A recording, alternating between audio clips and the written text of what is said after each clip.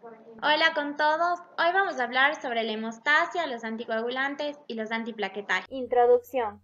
En la detención o prevención de una hemorragia, el sistema hemostático necesita de la acción concentrada e interdependiente de la pared del vaso sanguíneo, de las plaquetas y de factores plasmáticos de la coagulación. Si la hemorragia que aparece tras un traumatismo o manipulación quirúrgica es inmediata, se tratará de una alteración de la hemostasia primaria. En esta, la hemorragia suele ser superficial, se presenta en la mucosa oral, piel, nariz, y en la clínica se manifiesta en petequías, esquimosis o lesiones purpúricas. Si la hemorragia aparece al cabo de unas horas o días, orientaría hacia una alteración de la hemostasia secundaria que se caracteriza por afectar zonas profundas, articulaciones, músculos o espacios retroperitoneales, y la clínica se manifiesta en forma de hematoma. Las hemorragias se pueden controlar con presión local o agentes hemostáticos.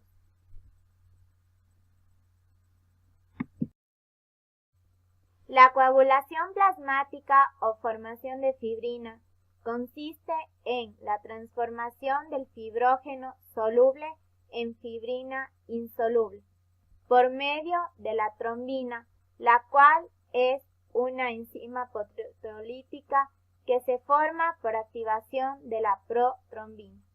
La protrombina y el fibrógeno, junto a otras proteínas, constituyen los factores de coagulación necesarios para la formación de fibrina. La coagulación intensifica la hemostasia iniciada con la vasoconstricción y desarrollada por las plaquetas. Estos factores de coagulación son proteínas, de las que se distinguen tres grupos: factores dependientes de las vitaminas K, factores sensibles a la trombina y factores de contacto.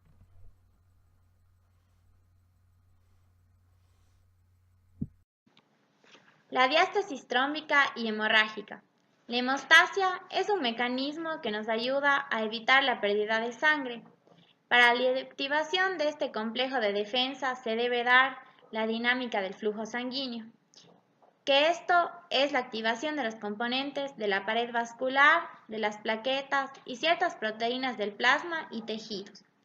Así van a poder dar como resultado un tapón hemostático y el coágulo sanguíneo, que se va a dar por la acumulación de las plaquetas en un sitio y la formación de una malla de proteínas.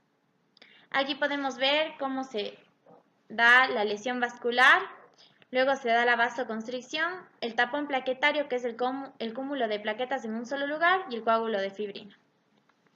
La hemostasia es un proceso que es regulado por tres componentes principales: la pared vascular, que es el endotelio, las plaquetas y la cascada de coagulación.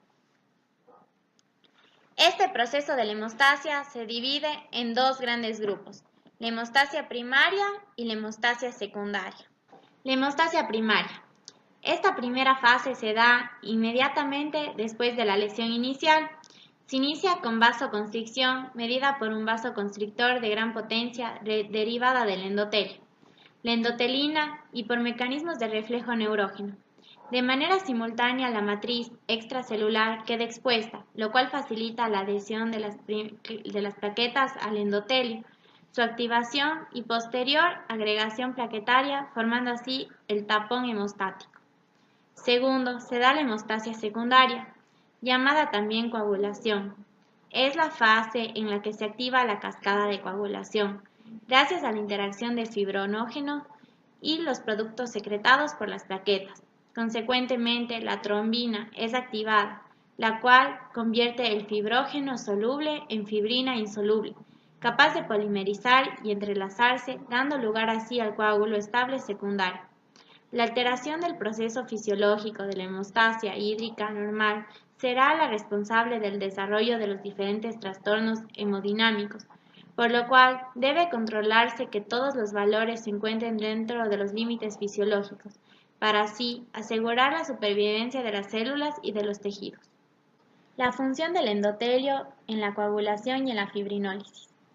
El endotelio es una membrana biológica que actúa como barrera estructural y cumple con las funciones de regulación, de homeostasis y trombólisis. Las células endoteliales sintetizan, secretan, modifican y regulan componentes del tejido conjuntivo, productos vasodilatadores, vasoconstrictores, anticoagulantes, procoagulantes, proteínas fibrinolíticas y prostanoides, que tratan de prevenir la hemorragia. La función hemostática de las plaquetas es la adhesión a la superficie alterada, también la activación plaquetaria y liberación de productos endógenos, la agregación entre sí, la participación en activación de trombina y desarrollo de la coagulación. Las plaquetas tenemos que tener en cuenta que contienen elementos que al ser liberados influyen en la hemostasia normal y a veces en la anormal, así como en los procesos de inflamación y reparación de los tejidos. La eficacia general y clasificación de los antiplaquetarios. Son elementos proteicos también que favorecen a la adhesividad de las plaquetas y formación de trombos. Existen fármacos que tienen la capacidad de interferir en distintas fases de la activación plaquetaria, modulando o bloqueando algunos de sus mecanismos. Estos se dividen en A. Inhiben la ciclooxigenasa, la COX-1, y entre ellos tenemos al ácido acetil salicílico y trifusal, más conocido como aspirina. B. Interfieren en la función del complejo GP2B y 3A. Primero, se da la inhibición del mecanismo dependientes de la ADP, ciclopidina, ciclopidrogel y prausagrel. Como segundo, tenemos los antagonistas del complejo.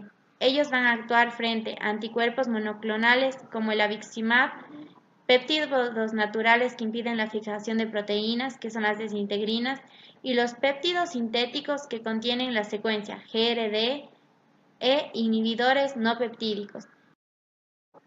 Entre ellos tenemos al tirofibán. C. Modulan mecanismos relacionados con AMPC y GMPC. Primero, la modulación de las ciclasas, tenemos las prostaciclinas, y como segundo, por inhibición de fosfodiestrasas, que tenemos el diprimidazol. En el ácido acetil salicílico, más conocido como aspirina, es un analgésico antiinflamatorio no esteroide. Esto quiere decir que es un AINE.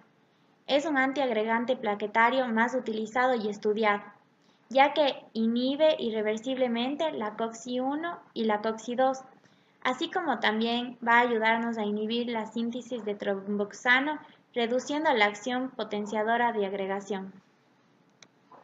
El ácido acetil salicílico vamos a tener en diferentes dosis. La dosis más común que se va a presentar es de 500 o 1000 miligramos, y esta se va a tener que medicar cada 6 horas por máximo 4 gramos al día. En un infarto agudo de miocardio y angina inestable, vamos a presentar de 300 miligramos, seguido de 160 miligramos por día durante el primer mes. Luego, la prevención secundaria, vamos a presentar 70 a 100 miligramos por día. En la fase aguda de accidentes de cerebro vascular isquémico, vamos a dar una primera dosis de 160 a 300 miligramos, seguido de 3 dosis de 75 a 100 miligramos por día. Las presentaciones farmacéuticas más comunes de la aspirina o ácido acetil salicílico, vamos a tener la de ácido acetil salicílico más cafeína. Estas van a venir en tabletas de 500 miligramos o de 50 miligramos. El polvo efervescente de 500 miligramos más 65 miligramos. Y el ácido acetil salicílico, que va a venir en tabletas de 100 miligramos y 81 miligramos. Los nombres comerciales por los cuales podemos encontrar a este fármaco van a ser aspirina, dolorine, aspirina advance efervescente, azawin, Plaqueta y Cordolin. Cada una de estas van a ser dependiendo del caso y de nuestra necesidad. El ácido acetil salicílico está indicado en diferentes ocasiones. Entre estas tenemos al infarto agudo de miocardio y angina inestable, accidentes de cerebro vascular agudo de tipo isquémico confirmado mediante estudios de imagen. Este fármaco está contraindicado en las úlceras gastroduodenal en curso en niños menores de 12 años con infecciones de origen viral y tiene algunos efectos adversos como son irritación de la mucosa gástrica, riesgo de sangrado debido a la inhibición prolongada de la agregación plaquetaria, reacciones de hipersensibilidad, especialmente en pacientes con asma. La tienopiridinas, el ticlopidina, el clopidogrel y el prasugrel son tres generaciones de tienopiridinas que poseen una actividad antiagregante de amplio espectro. Después del ácido acetil salicílico, es el antiplaquetario más utilizado, ya que se da una inhibición plaquetaria más consistente, se metaboliza en el hígado. Las características y farmacocinéticas de las reacciones adversas de estos fármacos. Este fármaco se va a fijar de manera irreversible en un transcurso de 8 horas y se va a eliminar por vía renal en un 50% y tiene una mejor tolerancia hematológica. El uso con otros fármacos como estantina e inhibidores de bomba de protones disminuye su efecto. Puede presentarse ruptura térmica como reacción adversa más común. Aplicaciones terapéuticas y otros fármacos antiplaquetarios. El clopidogrel es eficaz en el tratamiento de síndromes coronarios agudos, en accidentes cerebrovasculares recientes o enfermedad arterial periférica y procedimientos de intervencionismo coronario. Entre estos otros fármacos antiplaquetarios vamos a tener el dipiridamol, el cilostazol y el trifusol.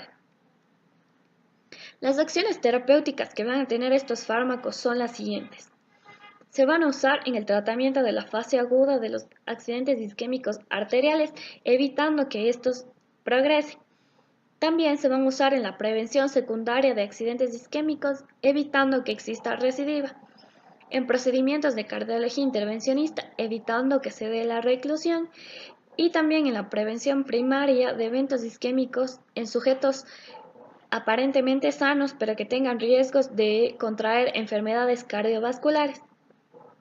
El dipiramidol es un compuesto piridopirimidínico que va a tener propiedades vasodilatadoras. Su efecto inhibidor sobre la agregación plaquetaria provocada por ADP es moderado y reduce la fase de liberación.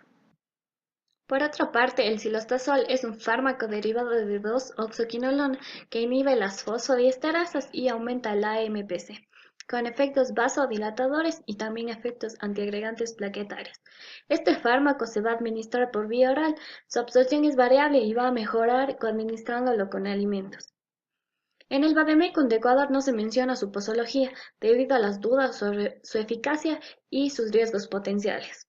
Las formas farmacéuticas que podemos encontrar van a ser tabletas de 50 y de 100 miligramos. Las marcas comerciales que existen de este fármaco son el cilostazol y el Clauter. Por otra parte, el trifusal es un derivado del ácido acetil salicílico que posee menor actividad antiinflamatoria y analgésica. Con él tiene actividad antiagregante, va a inhibir la COX plaquetaria, pero no parece que afecta a la prostaglandina sintetasa de la pared vascular. Este fármaco no se encuentra disponible en Ecuador. Las aplicaciones terapéuticas de estos fármacos. Los antiagregantes no ofrecen respuestas contundentes a los problemas, pero van a poseer un valor profiláctico cada vez mejor definido en determinadas situaciones patológicas, que serán en el tratamiento de la fase aguda de los accidentes isquémicos arteriales, en la prevención secundaria de accidentes isquémicos, en los procedimientos de cardiología intervencionista. Ahora les vamos a hablar sobre los anticoagulantes orales. Los anticoagulantes, en general, como su propio nombre lo indica, son fármacos que impiden la coagulación de la sangre, evitando por tanto la formación de coágulos o impidiendo su crecimiento y favoreciendo su disolución, es decir, la desaparición, en caso de que estos ya se hayan formado. La formación de coágulos es un mecanismo muy complejo que tiene como finalidad la prevención del sangrado tras sufrir cualquier tipo de daño.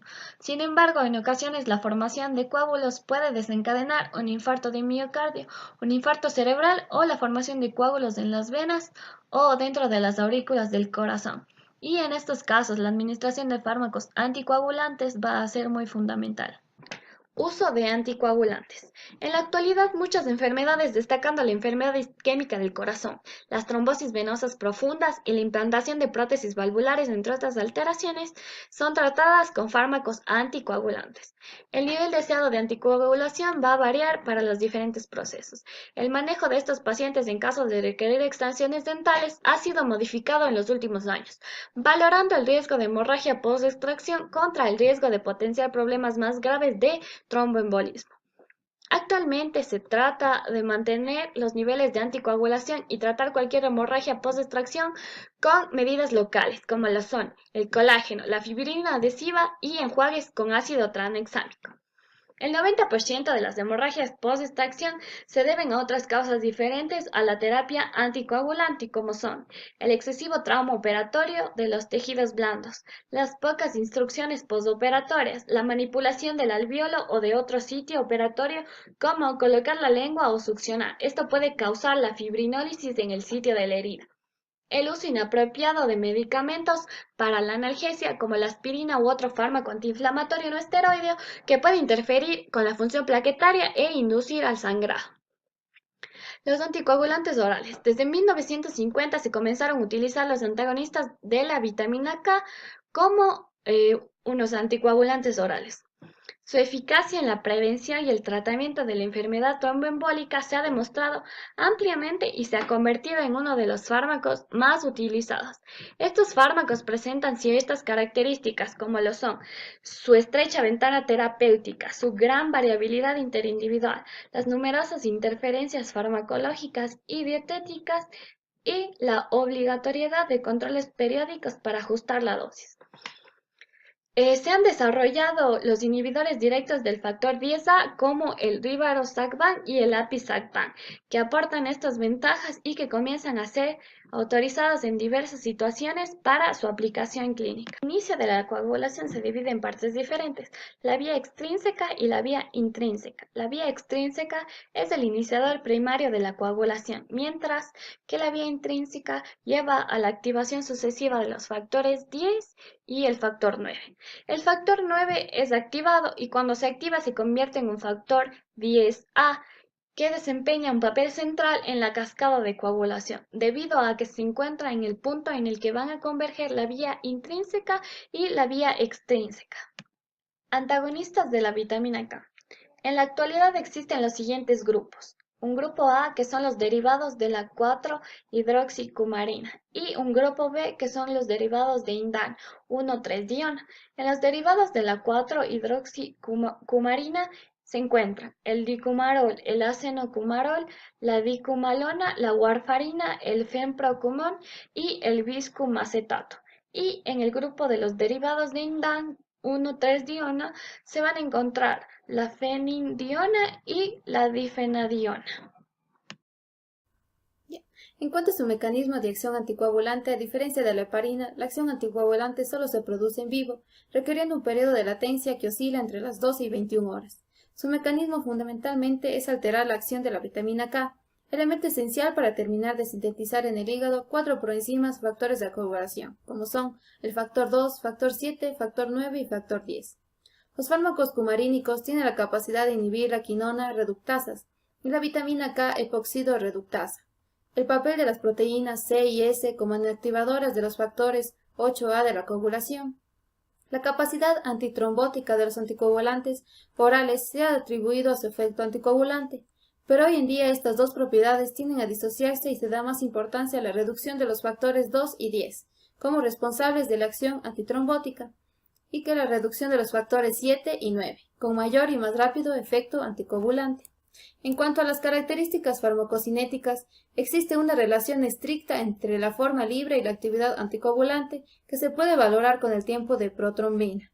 Además, existen múltiples factores endógenos como son fisiológicos y patológicos, y exógenos como son la dieta y otros fármacos, que al modificar los procesos farmacocinéticos y farmacodinámicos de los anticoagulantes orales alteran la coagulación en sentido hemorrágico o en sentido trombótico. Existe un retraso entre el momento en que se alcanza la concentración máxima en sangre y la respuesta terapéutica mediada en tiempo de protrombina. Este retraso se debe a dos factores.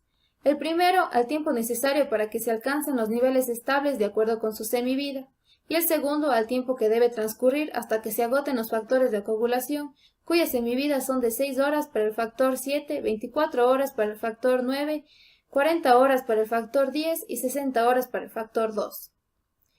Aunque todos los se absorben bien por vía oral, como podemos ver en el cuadro, su velocidad es variable según el preparado y según el paciente. El acenocumarol presenta un tiempo máximo de 1 a 3 horas, la warfarina de 3 a 9 horas. Se unen intensamente a proteínas, atraviesan la barrera placentaria y ni el acecumarol ni la warfarina están presentes en la leche materna, aunque sí en otros cumarínicos como el fenprocumón, el biscumacetato o la fenindiona. Se eliminan principalmente por metabolización hepática. El tiempo de vida media del acenocumarol racémico oscila entre 5 a 9 horas, pero la forma R+ se elimina unas 10 veces más lentamente que la forma S-, lo que quizás sea una de las causas de su mayor actividad anticoagulante. Tarda de 1.5 a 2 días en actuar y su efecto desaparece unas 36 horas después de suspender su administración. La warfarina se administra como mezcla racémica de sus dos enantioformos, R+, S- y su tiempo de vida es de 40 horas. La máxima actividad se obtiene a las 72 a 96 horas y durante 2 a 5 días. Ya en algo más de la variabilidad en la respuesta a interacciones, el anticoagulante mejor estudiado en este aspecto ha sido la warfarina, y a ella se refiere buena parte de lo que a continuación se expone, pero dada la similitud estructural de la acecumarol, no se encuentran claras diferencias entre ambos. Teniendo en cuenta la semivida, quizá la warfarina ofrece mayor estabilidad terapéutica a lo largo, mientras que el acenocumarol tarda menos en normalizar los valores de hemostasia tras su suspensión. Existe una buena correlación entre las dosis y nivel plasmático, y entre el nivel y la respuesta anticoagulante en individuos sanos, pero en pacientes a lo largo de un tratamiento prolongado con anticoagulantes orales pueden cambiar los niveles endógenos en vitamina K como consecuencia de modificaciones en la dieta, como son los alimentos pobres o ricos en vitaminas K, suplementos nutricionales o productos de herboristería, o en la capacidad de absorción, síndrome de mala absorción de grasa y diarreas. El estado de la función hepática puede fluctuar, lo cual repercute sobre el metabolismo de la vitamina K. De los factores de la coagulación dependientes de ella y del propio anticoagulante, también del estado hipermetabólico asociado al hipertiroidismo o a la fiebre. Las interacciones farmacodinámicas se refieren a las modificaciones del estado de la vitamina K y de los factores endógenos dependientes de ella, a modificaciones provocadas por fármacos sobre las funciones cardíaca, hepática y renal, con la consiguiente repercusión sobre la síntesis de estos elementos, o a modificaciones provocadas por otros parámetros de la hemostasia y la coagulación, como son los cambios en la función plaquetaria o en la fibrinólisis. Las interacciones farmacocinéticas tienen que ver con cambios inducidos sobre la absorción, la unión a proteínas y la excreción del anticoagulante, con especial importancia en los cambios de metabolismo como son la inducción o la inhibición. En cuanto a las reacciones adversas, la principal es la hemorragia. Cuando el INR, que es la razón normalizada internacional, está en un rango adecuado, la hemorragia puede deberse a un problema local. Aunque la hemorragia puede deberse a un problema local, está potenciado por el efecto anticoagulante del fármaco. Cuando el INR está aumentado, puede aparecer hemorragias espontáneas en cualquier localización que guardan relación con la concentración del anticoagulante y son causa de un pequeño índice de morbilidad. De ahí que antes de instaurar este tratamiento se deben tener en cuenta todas las circunstancias personales, sanitarias y sociales de cada paciente, con el objetivo de conseguir un cuidadoso cumplimiento y seguimiento por parte del paciente y del personal sanitario. Se trata de alterar la coagulación de tal forma que impida la trombosis, sin inducir la hemorragia.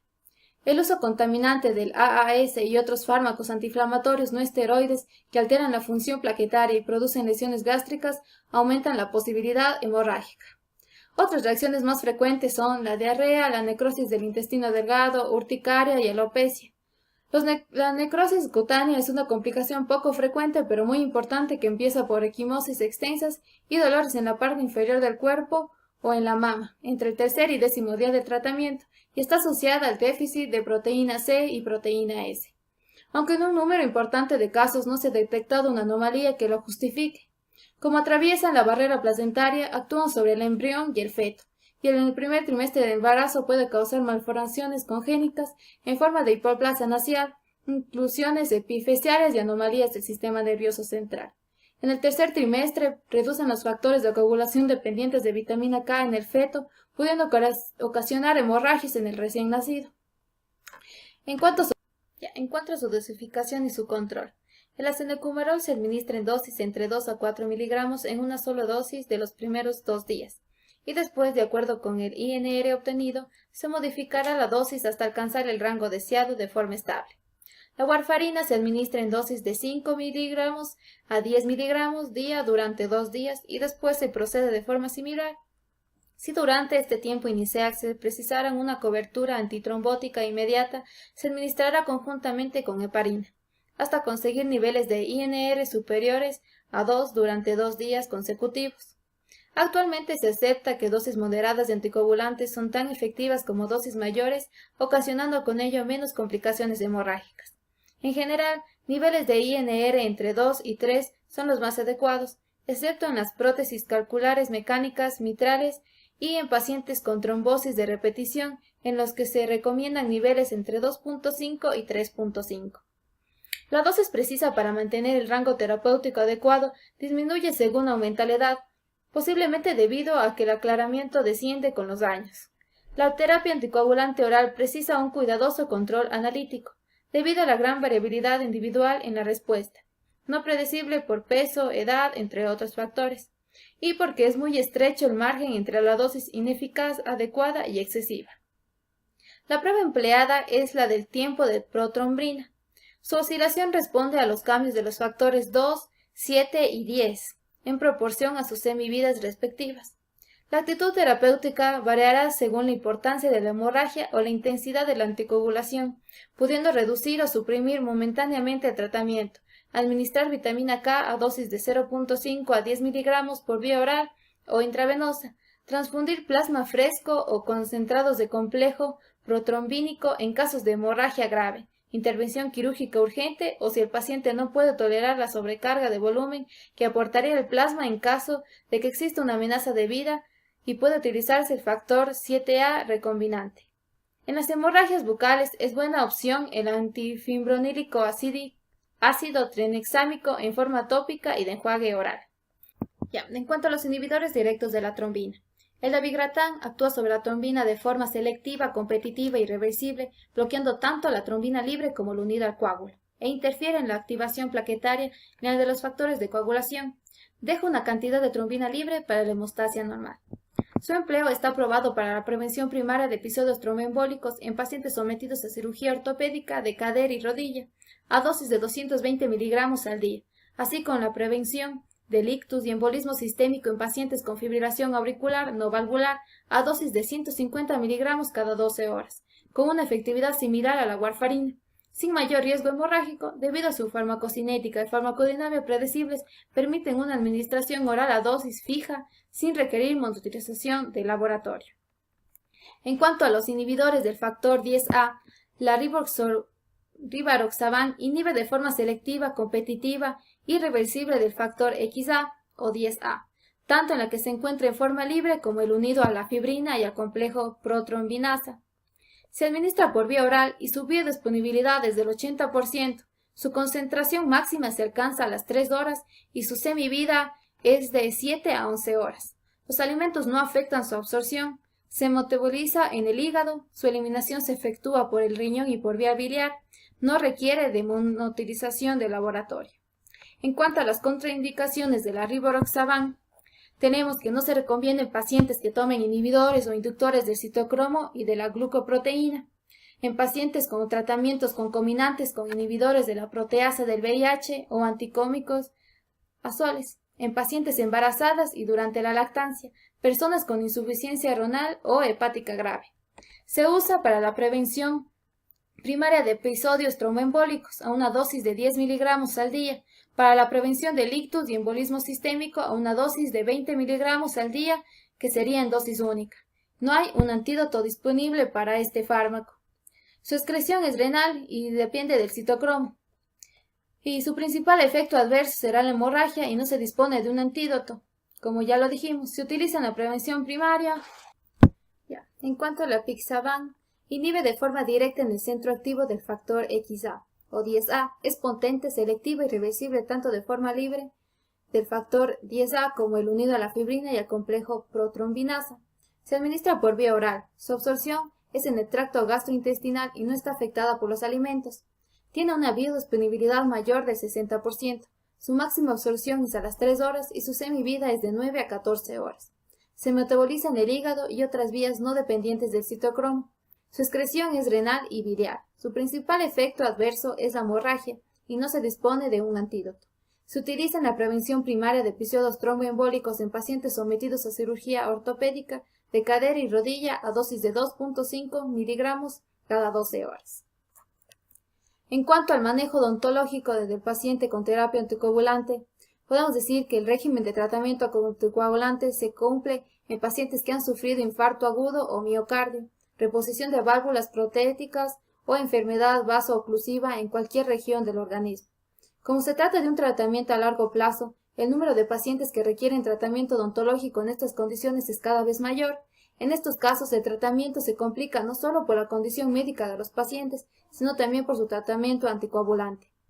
La warfarina sódico es el anticoagulante oral más utilizado, pero requiere de controles cuidadosos de laboratorio.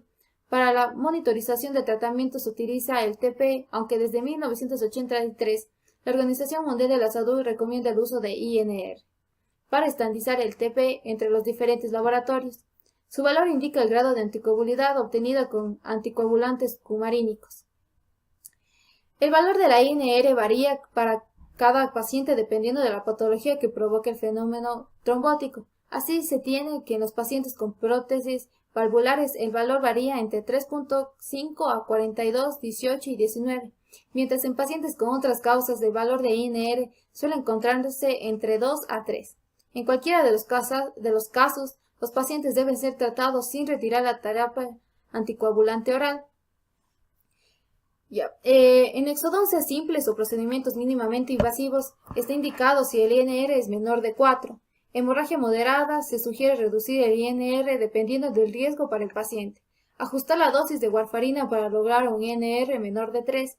Realizar interconsulta médica y reducir los niveles de anticoagulante oral antes de la cirugía en pacientes con INR mayor a 3.5.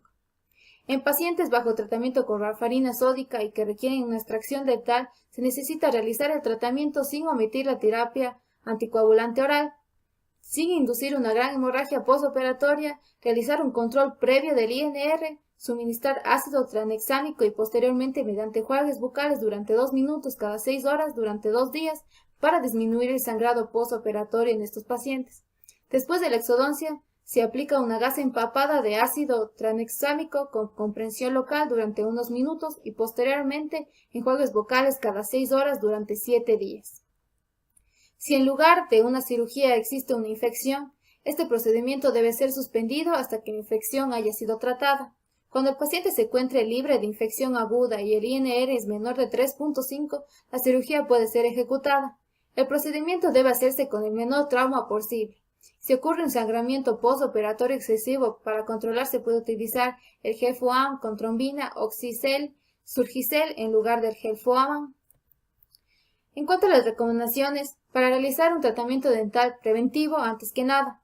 Además, se debe realizar antes del tratamiento dental una historia clínica completamente que incluya la valoración de la condición médica del paciente, la presencia de factores que puedan incrementar el riesgo del sangrado, experiencias de sangrado tras procedimientos de cirugía oral y los hábitos de alcohol se debe disminuir.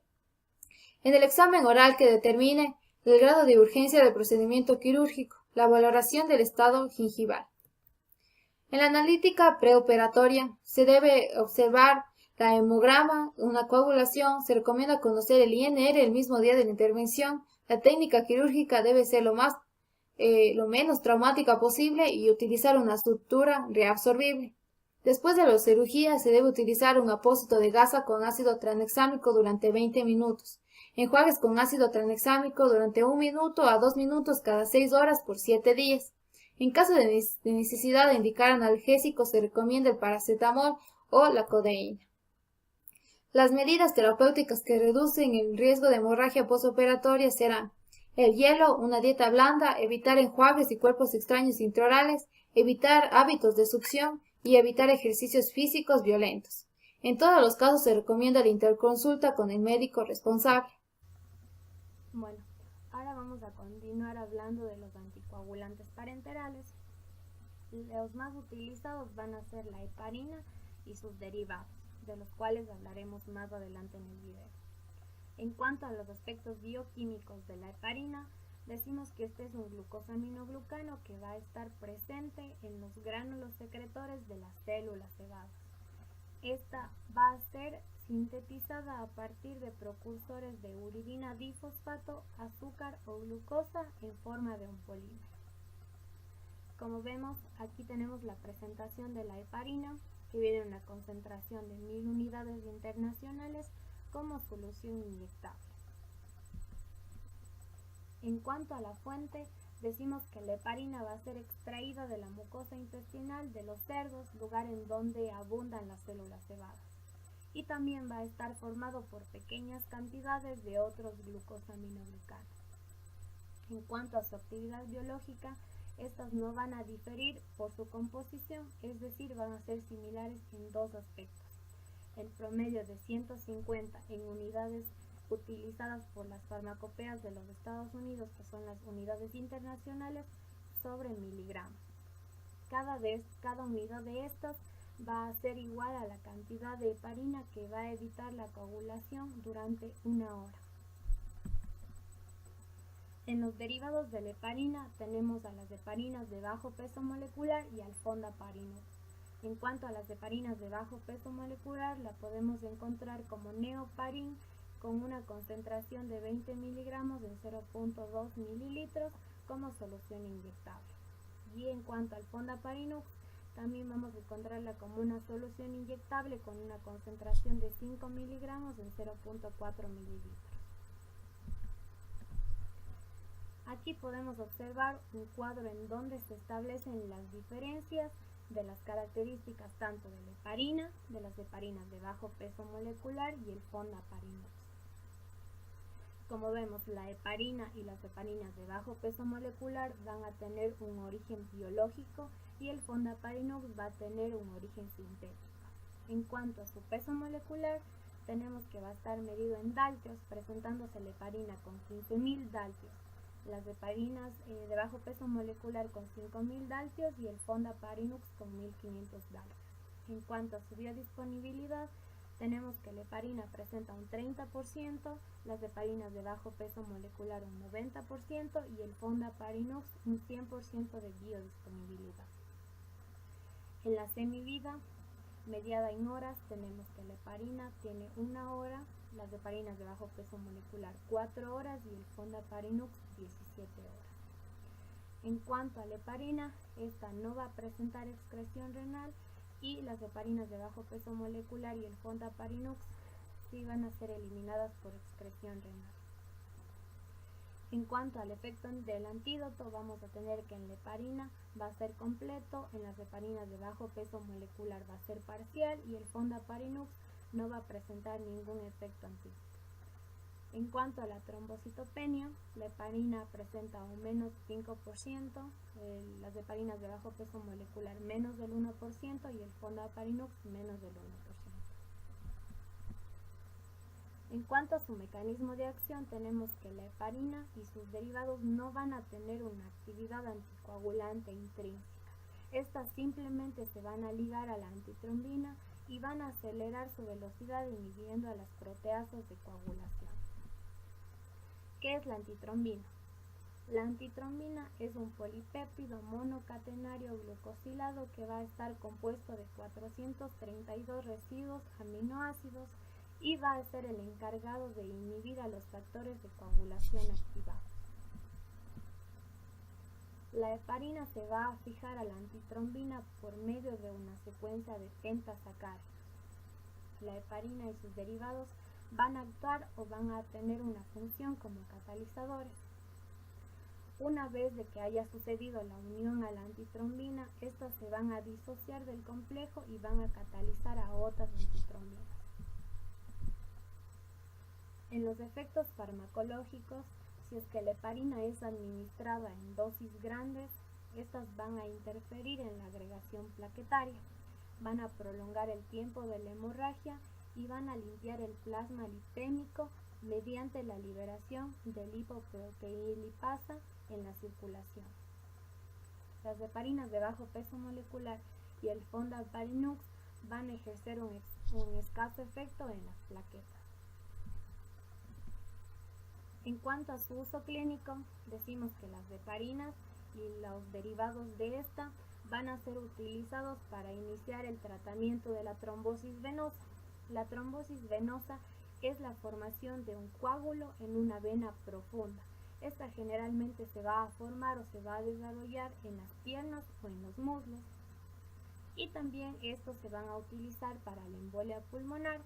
La embolia pulmonar es el bloqueo súbito de la arteria pulmonar que va a ser causada o va a ser consecuencia de una trombosis venosa. Esto sucede cuando el trombo o el coágulo formado en las piernas o en los muslos a través de la circulación sanguínea va a llegar hacia los pulmones. Las heparinas de bajo peso molecular o el fondaparinux, debido a que no necesitan mediación seriada y sistémica, van a ser utilizadas fuera del hospital en personas con trombosis venosa y embolia pulmonar, como lo mencionamos anteriormente. La heparina y las heparinas de bajo peso molecular van a ser utilizadas durante la angioplasia con globo en coronaria.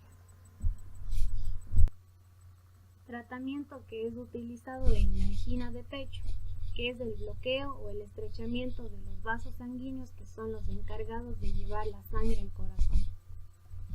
Este tratamiento consta en pasar una guía con un balón deshinchado a través de un catéter en la arteria que se encuentra estrechada o bloqueada.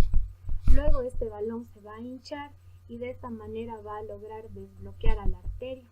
Luego se va a expandir el stent alrededor del balón. Una vez expandido este stent, vamos a retirar el balón y dejamos en su lugar para mantener abierta la arteria y que la sangre circule de manera normal hacia el corazón. En cuanto a la absorción y farmacocinética, decimos que la heparina y sus derivados van a ser aplicados por vía parenteral. La semivida de la heparina en el plasma va a depender de la dosis administrada, como por ejemplo, si se inyecta una dosis de 100, 400 u 800 unidades por kilogramo, esta va a ser equivalente a la semivida de 1 o 2,5 horas respectivamente. Esta va a estar degradada por el sistema retículo endotelial y una pequeña cantidad que no va a estar degradada se la va a encontrar en la orina. En los efectos secundarios y toxicidad tenemos la hemorragia.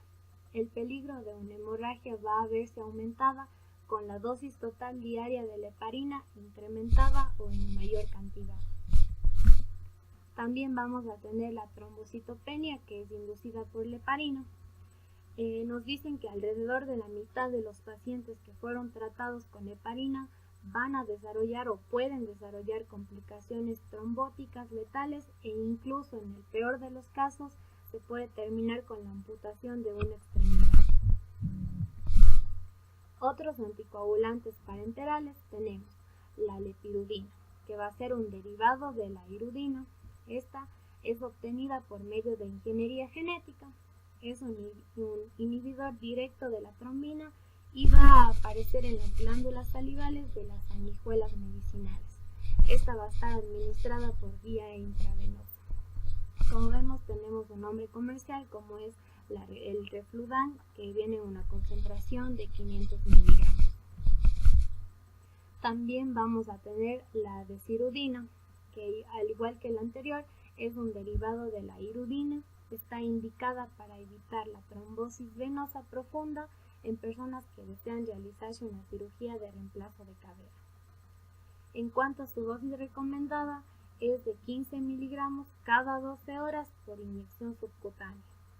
Va a ser eliminada por medio del riñón y su semivida es 2 horas luego de su administración. También vamos a tener la virudina, que esta va a estar encargada de inhibir directamente a la protrombina. Va a tener un mecanismo similar al de la lepirudina. Va a estar administrada por vía endovenosa y se va a reemplazar a la heparina por esta cuando el paciente se somete a una hemorragia coronaria o una derivación extracorporal. También vamos a tener el argatroban, que es un compuesto sintético. Va a estar ligado de modo reversible al sitio catalítico de la trombina.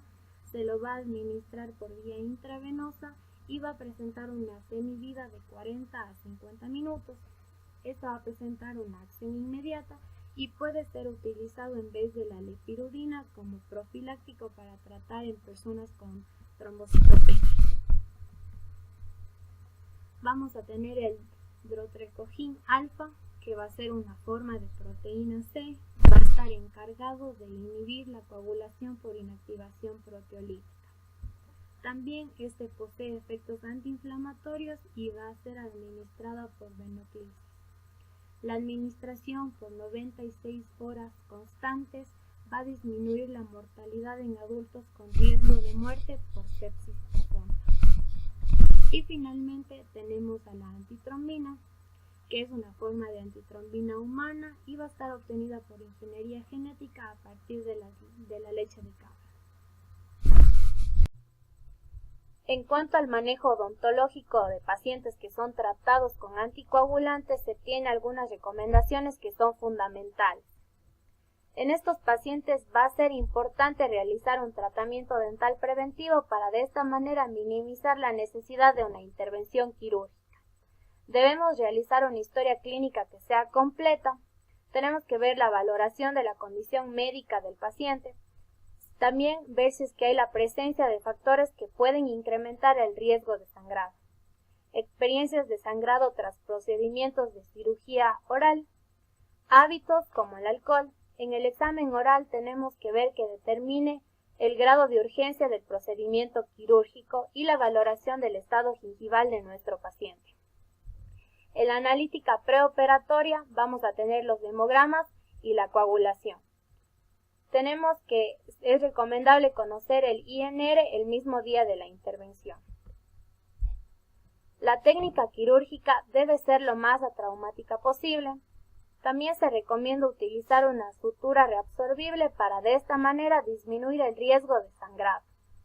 Después de la cirugía se puede utilizar un apósito de gasa con ácido tranexámico durante 20 minutos. En caso de ser necesaria la indicación de analgésicos, es recomendable el paracetamol y la codeína. Debemos indicar al paciente medidas terapéuticas que ayudan a reducir el riesgo de hemorragia postoperatoria, como el hielo, una dieta blanda y evitar enjuagues y cuerpos extraños intraorales. También evitar hábitos de succión y ejercicios físicos violentos.